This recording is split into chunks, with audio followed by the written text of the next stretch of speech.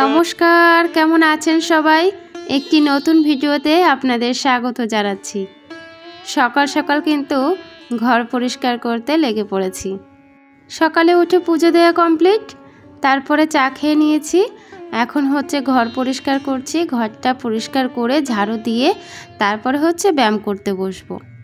আর আজ সকাল সকাল আমার এই জঙ্গলে ঘেরা ছোট্ট ঘরটাকে একটু পরিষ্কার করে নিচ্ছি। জঙ্গলে ঘেরা কেন বললাম বলো তো? এই দেখো শোকেসের ওপর কত গাছ রেখেছি আমি। এখানে দুটো মানি প্ল্যান্ট আছে আর তিনটে অন্য গাছ আছে। তো এগুলোতে একটু দেখছি যে জল কমে এসছে, শুকিয়ে এসছে। তাই আমার মেয়েকে বলছিলাম তুই এক গ্লাস জল এনে দে, এগুলোতে জল দিয়ে দেবো। আর এগুলো একটু পরিষ্কারও করে নিচ্ছি। চারিদিকটা একটু সবুজ সবুজ থাকলে দেখতেও যেরকম ভালো লাগে আর মনটাও অনেকটা শান্ত থাকে। সারাদিন পরে তো সেই একটু বিশ্রাম নিই ঘরেতেই। আর ঘরটা যদি সুন্দর সাজিয়ে গুছিয়ে না রাখা হয়, অগোছালো থাকে, তাহলে কিন্তু মন কখনোই ভালো থাকে না। তাহলে মনকে ভালো রাখতে গেলে সবসময় সব কিছু গুছিয়ে পরিপাটি করে রাখতে হবে, তবে দেখবা নিজের মনটা অনেকটাই শান্ত থাকবে। গাছে জল দিয়ে দিলাম, সাথে শোকেসটাও একটু হালকা হাতে পরিষ্কার করে নিয়ে চলে এলাম বাইরে রান্নার কাজে। সকালে খাওয়া দাওয়া হয়ে গেছে।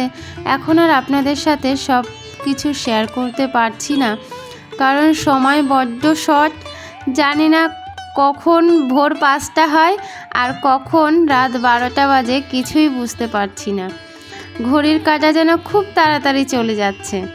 তো কিছু আলু সিদ্ধ দিয়েছিলাম সকালবেলাতে, আলু সিদ্ধ সাথে একটু ভাজাভুজি, এটা দিয়েই সকালটা কমপ্লিট করেছি। তো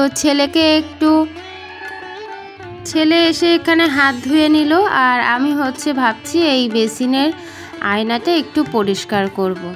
এদিক ওদিক চারিদিক তো একটু পরিষ্কার তো করতেই হয়, কেননা রাস্তার পাশে বাড়ি, প্রচণ্ড ধুলো হয়। আর একদিন দুদিন বাদে বাদে যদি এগুলো পরিষ্কার করা না হয় না, ধুলোর মানে এতটা আস্তরণ পড়ে যায়, পরে করতে গেলে নিজেরই কষ্ট হয়। তাই হালকা হাতে একটু যদি প্রায় করে নেওয়া যায় তাহলে কিন্তু অনেকটা খাটনি কম হয়। আজকে দেখো দুপুরে রান্না করেছিলাম মটন। বলতে পারো 4 থেকে 5 মাস পরে বাড়িতে আজকে মটন রান্না হচ্ছে। কেননা আমি যেহেতু একটু মানে শারীরিক দিক থেকে প্রবলেম হচ্ছিল, তো সেই কারণে মটন খাওয়াটা একেবারেই বন্ধ করে দিয়েছিলাম। তো হাজব্যান্ড অনেক বলল যে আজ একটু না খাসির মাংস খেতে ইচ্ছা করছে।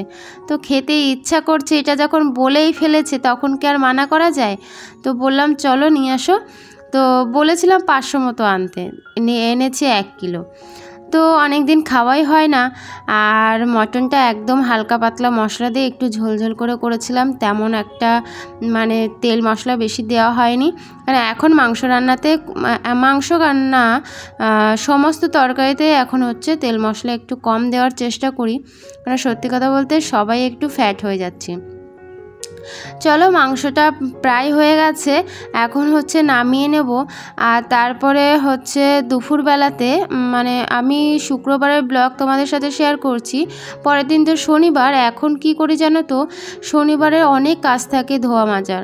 তো শুক্রবারে রান্নাঘর থেকে সমস্ত তরিতরকারি বের করে নিয়ে বাইরে টেবিলে রেখে দিই।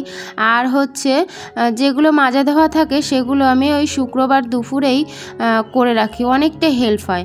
এই দেখো তাড়াহুড়ো করে কাজ করতে গিয়ে তেলের বোতল থেকে তেলটা ফেলে দিয়েছিলাম, সেটা আবার তুলে আলাদা বাটিতে একটা রাখলাম।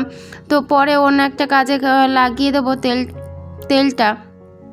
আর এদিকে আমি টুকটুক করে সমস্ত বাসনগুলো ধুয়ে নিচ্ছি। চলো আজকের ভিডিওতে এতটুকু, টাটা।